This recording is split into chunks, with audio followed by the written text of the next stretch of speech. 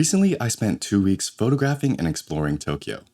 Yes, again. Although it may seem like I was just there, it's actually been more than a year and a half since my last visit, so I was due for another trip. As you can tell, I really enjoyed Japan both as a place to visit and photograph. But while I was there, I didn't record much B-roll. I just kind of enjoyed my trip and had a good time, so don't expect a saucy cinematic type of video, just me narrating over a ton of pictures. We'll be less focused on the different parts of the city and talk more about street and travel photography itself, the things I sought to capture, and the many lessons I learned. So without further ado, let's begin.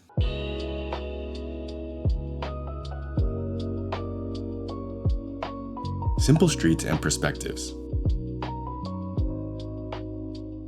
If you travel to a different country, there are countless things you can choose to photograph. You can focus on the people, the scenery, the food, etc. But strangely enough, one of the things I found most interesting was looking down basic normal streets. I think Japan itself is one of the most visually aesthetic places, where even just a side alley can be appealing. Locals that live there may find it strange because to them, it's just something they see every day. I can relate to this feeling because back at home there is plenty of beauty around me that I'm sure I overlook because it's always there. But being an outsider in Japan, having that different perspective gives you another angle to look at things with. Ordinary pathways, bikes and plants, cables and wires hanging in the sky.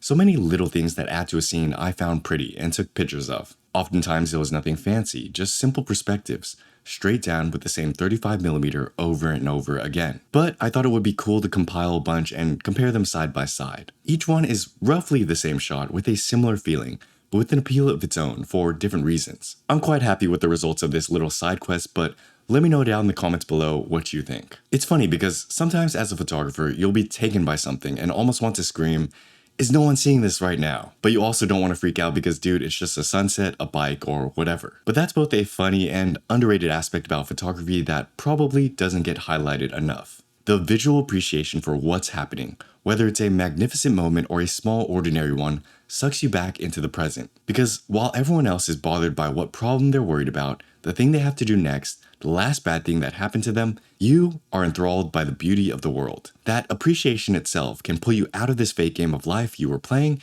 and back to enjoying things again. Of course, that's easier said than done when you're on vacation and not on autopilot in normal life, but maybe a mixture of the two can lead to a more happier, more enjoyable existence.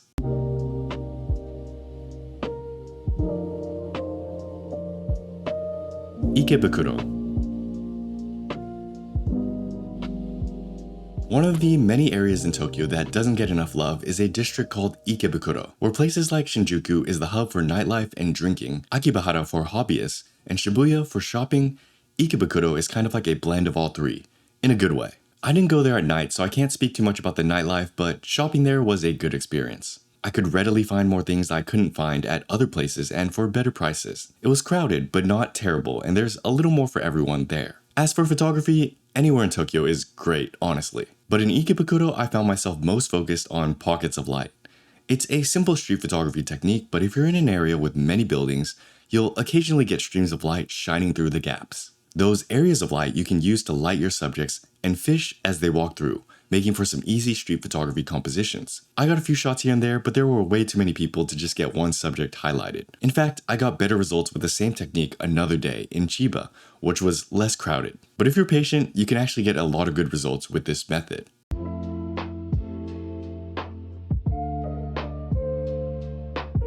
Zone focusing.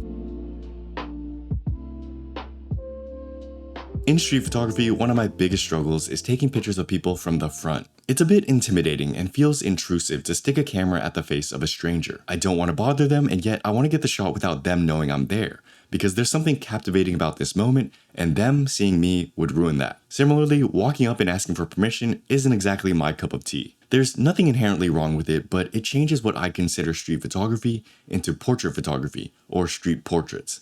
And that's just not what I'm trying to capture. So many of my shots end up being from behind the subject, and I've been trying to get away from that. This year, I found some techniques that work for me that we'll talk about more in another video. One of them being photographing without looking. You see, when you raise the camera to your face, sometimes it can take too much time and can be too noticeable. So on many occasions, like when there are a lot of people, you'll actually get better results by simply spraying and praying in the direction of your subject. Similarly, you can pretend like you're looking somewhere else so people don't think you're taking a picture of them. This is something I picked up unintentionally, and it's funny how well it works. You do have to get used to the general field of view of your lens so you can press the shutter at the right moment, as well as the angle of the lens so you know how high or low to point your camera. But once you figure that out, it's as simple as walking by and firing away. Personally, I recommend to use your thumb to press the shutter instead of your index finger. That way is much easier on your wrist. You can also use your left hand to help point the lens and aim. Now technically, you can use a waist level screen to help you point and see, but I think that's still a bit obvious to the subjects. Now, another issue you might run into with this method is focus. Sometimes the distances,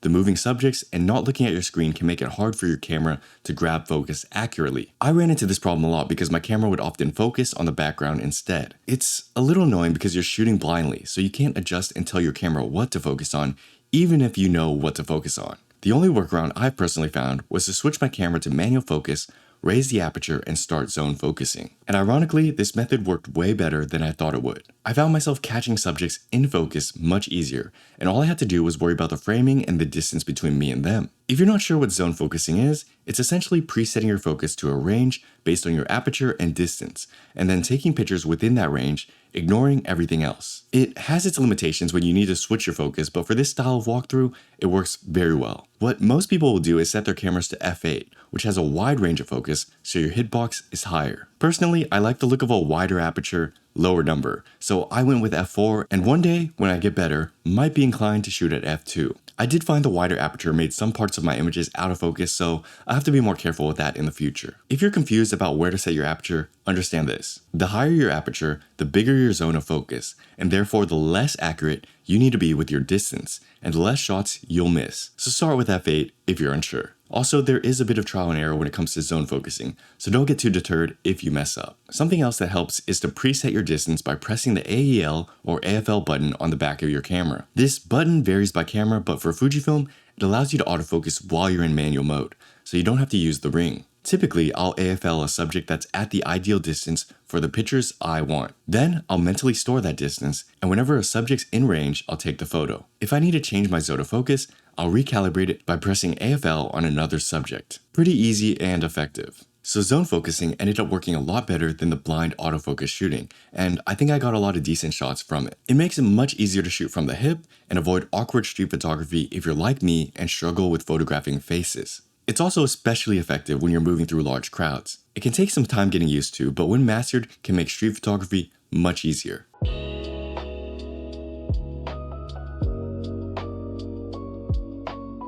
Chiba monorail. During this trip, I actually didn't have much on my bucket list when it came to photography spots. If you've kept up with my previous Japan videos, you'll know I already photographed many of the things I wanted to see, like the famous Unami Fish Bar, the Hijiri Bridge, Kamakura, Mount Fuji, as well as many other spots. So this trip was more lax, kind of live in the moment type of deal. However, there was one spot in the Tokyo area I missed on my last trip, and that was the Chiba monorail. In Chiba City lies one of the more unique trains in Japan, a monorail that rides through the sky and passes above the city. Personally, I thought this was one of the coolest things ever and thought it would make for some great street photography scenes. It was just a bit out of the way, almost an hour and a half east of the Tokyo city center, so that made it hard to visit. But I muscled up the energy and traveled there, just to get a few shots of the monorail and ride it, of course. There were two main photo spots I captured, one near the Chiba Zoological Park and the other overpassing the river near the Chiba station. I'm sure if I spent more time exploring, I could have found more, but I was only there for a quick visit. The monorail also doesn't come by as often as you'd think, so you gotta make your shots count. If you find yourself stuck waiting for the monorail, just take pictures of other stuff in the meantime. That's what happened to me, so I just walked around and took pictures of the surrounding station and greenery, which ended up being some of my favorite pictures, simply because the lighting and colors looked so good. If I had to be honest, the lighting was a bit harsh that day, and the photos looked better in my imagination than reality, but I'm still glad I went. Riding the monorail was fun in itself, and I'm pretty happy with some of these photos I took at the station, as well as perspectives inside the monorail. Plus, it was just fun to ride a train above the city.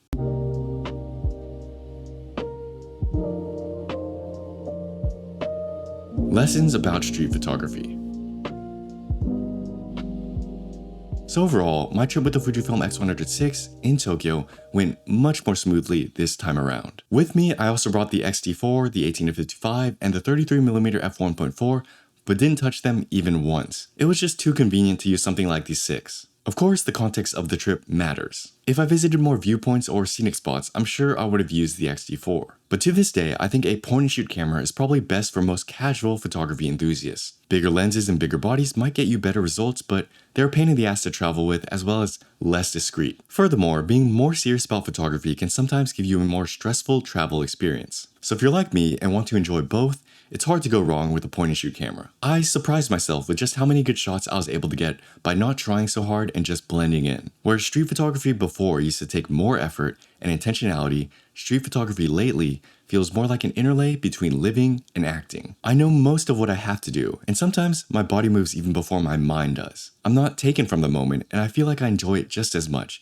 if not more, than others. Thinking and trying versus the flow state. Both have worked at different times, so knowing how and when to use each is probably the best. And that just comes from experience. Similarly, I've learned more about embracing the type of photography I want to do. For example, if I really wanted to, I could stand right in the middle of a busy walkway and point my camera at everyone who passed by and get decent results that way. But then, what am I really looking at and what am I taking pictures of? It'd be false to say it's the person because I don't know that person and I'm not trying to get to know that person. It'd also be false to say it's the story because better stories can be found elsewhere. For my style of photography, which is often quite impersonal, and that's not a bad thing, I've learned that my eye really loves the scene. Some may call that low level, low effort, basic street photography, but it's the thing I keep on coming back to. At the end of the day, we as photographers capture what we are captured by. And if that's what captures me most, I'll continue to capture it. Everything else, doubts or insecurities, judgment or expectations can all go away.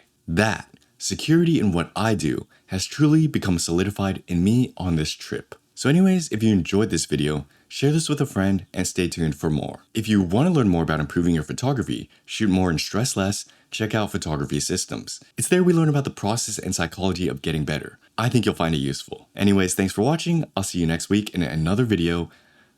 Peace.